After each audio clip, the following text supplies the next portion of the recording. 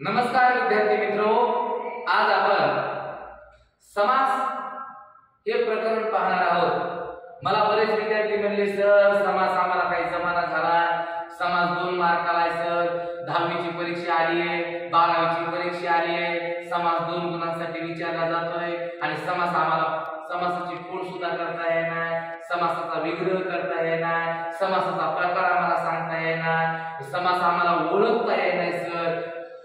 भिण्याची काहीच गरज नाही। आज हा व्हिडिओ तुम्ही पहा, 2 गुण समासावरचे तुमचे निर्भीडपणे तिकडे जाऊन तुम्ही परीक्षा देऊ शकता आणि 2 गुण कधीही तुमचे कट होणार नाही, चुकणार सुद्धा नाहीये। मग आज आपण समास हे प्रकरण पाहणार आहोत।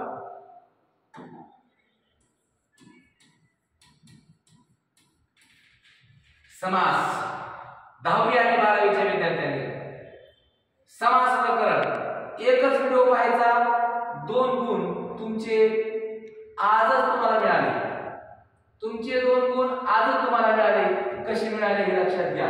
डिफिनेशन कुणी विचारित नाही, प्रश्न तुम्हाला एक तर समास ओळखा म्हणून विचारला जातो किंवा विग्रह करा म्हणून विचारला जातो। 2च प्रश्न, हे 2च प्रकार प्रश्नाचे पडतात समासावर। डिफिनेशन हे काही विचारत नाही। तरी पण समास म्हणजे काय? समास म्हणजे 2 शब्द एकत्रित येण्याच्या प्रक्रियेला समास म्हणतात आणि समासामध्ये दोन्ही शब्द पूर्ण असतात। विद्यार्थ्यांनो लक्षात घ्या, संधी वेगळी, समास वेगळा। आज आपण चर्चा करतोय ती समासावर चर्चा करतोय आणि दोन्ही शब्द अर्थपूर्ण असतात, अर्थपूर्ण। आई वडील, आई आणि वडील पूर्ण शब्द आहेत, अर्थ आहे त्यांना। आज समास विचारणार आहोत। समास एकूण 4 प्रकार आहेत। किती प्रकार आहेत समासाचे? 4। कोणकोणते? अव्ययीभाव समास, तत्पुरुषी समास, द्वंद्व समास आणि बहुव्रीही समास असे 4 प्रकार आहेत। तर तुम्हाला या वर्षी 10वी मध्ये कोणकोणते प्रकार आहेत लक्षात घ्या। नंबर 1 अव्ययीभाव समास, अव्ययीभाव समास। नंबर 2 कर्मधारय समास,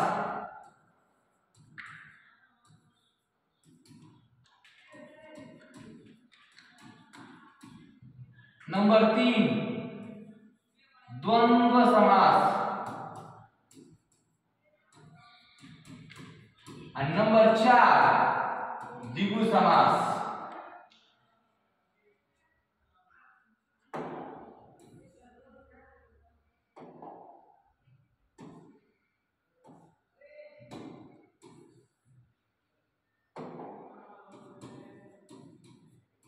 हे 4 समास तुम्हाला विचारण्यात येणार आहे आणि या 4 समासावर 2 गुण तुम्हाला मिळणार आहेत, 2 गुण। मग जर आपण एक समास पाहू, आज पहिला समास घेऊ, अव्ययीभाव समास। नीट पहा, अव्ययीभाव समास, अव्ययीभाव समास फार सोपा समास आहे, काही अवघड नाहीये। याची डिफिनेशन तुम्हाला कोणी विचारणार नाही। समास ओळखायचा आहे, समासाचा विग्रह करायचा आहे।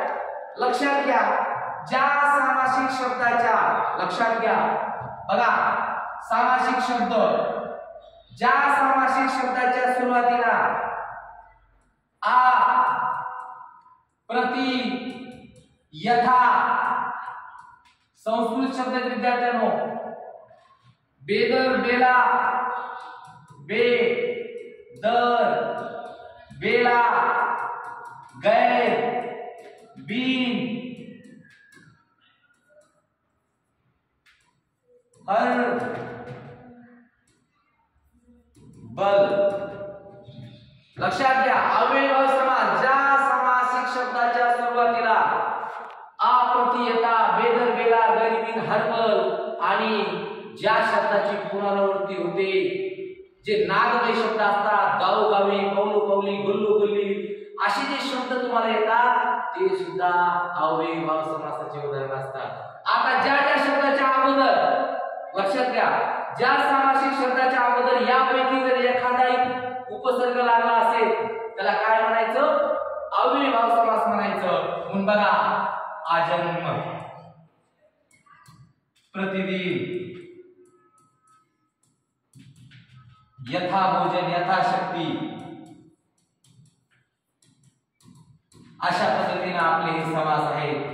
बेशक, बेकार, दररोज, गैरहजर, बिनधास्त, बिनचूक, बलवान अशा पद्धतीचे जे शब्द आपल्याला येतात ते सगळे कशाचे उदाहरण आहेत? अव्ययभाव समासाचे उदाहरण आहे. त्याच्यानंतर गावोगावी, गावोगावी, गल्लोगल्ली हे सगळे काय कशाचे उदाहरण आहे? अव्ययभाव समासाचे उदाहरण आहे.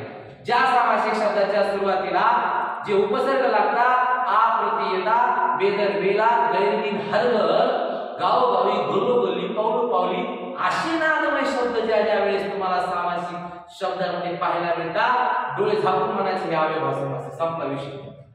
संपला विषय. अव्ययभाव समास ओळखायचा असेल आ प्रति येता, बेदर बेला, गैरबिन हरवल, गल्लोगल्ली, गावोगावी, पावलोपावली संपला विषय.